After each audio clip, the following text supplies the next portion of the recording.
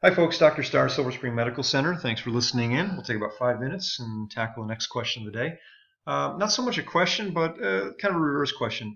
We'll get this response many times when we start talking with patients about better eating habits and food choices and selections. And remember, losing weight is only half the battle. That's actually the easier part of it. It's really not that hard to lose the weight. The difficult part is actually keeping it off. Yes, you're probably nodding your heads and saying, yeah, been there, done that. Yeah, everyone can take off 10, 15, 20, even 40 pounds. But if you don't make better food selections and you don't eat healthier, you will put the weight back on. Because the same foods that got you into the predicament of being overweight to begin with are the same foods that will get you back there. So you have to really change how you view foods. And you have to, the first way, and this is why we always teach patients, you have to count calories. The magic is not in the calorie counting. The magic is you have a better awareness of what you're actually eating and knowing what foods are made up of what and what percentages. And you need to know what you put in your body. Everybody's so concerned about the type of shampoo they use or the type of cream or the sunscreen. Does it have this? Does it? Yeah, food. But people don't pay attention to what they're actually putting in their body to fuel every cell in your body. That's a huge thing. I mean, we pay attention to what gasoline we put into our car. God forbid should you put diesel into your regular, unleaded car. I mean, there are a few people who do that, and it's horrible. But nobody does that. You pay attention to what you put in your car. So the least you can do is pay attention to what you put in your body. Now, a lot of times people respond by saying, "Well, wait a minute. I eat pretty healthy." And the truth is, the average American does not. I'm sorry to say, and you are probably within that average group. The average American dies of heart disease. The average American does not live a very long life. The average American dies of heart disease, stroke, cancer, and diabetes, all of which, arguably, according to medical science, are preventable diseases, and they are highly linked to what we eat and drink. All right, look at the material, look at the research. I'll be more than happy. Email me, put a question, a comment down below. I'll be more than happy to give you a long list of research material that will show that.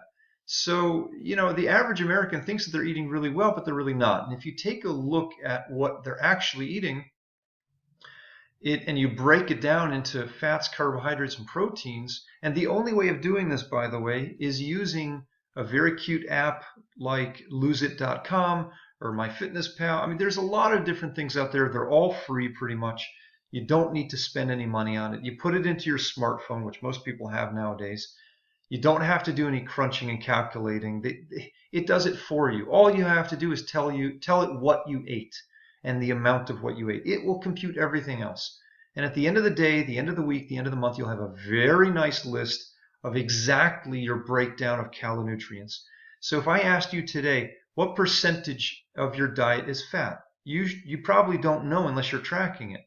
And if I said, well, how much, what percentage of carbohydrates are you getting? You have no clue. You don't know. You cannot eyeball this stuff. I can't even do that. And I've been doing this already for years. But if you enter the stuff in the foods and everything that you eat, and you're honest with yourself, it will give you a very nice breakdown. They make the apps now that you can even scan the label of whatever you're eating, and it's like instantaneous. So utilize those apps. Get used to doing it. Understand that we have to make a shift in this country. The average American takes in 40% or more, as much as 60%, but on average 40 to 50% of their diet, and the calories in it are coming from fat.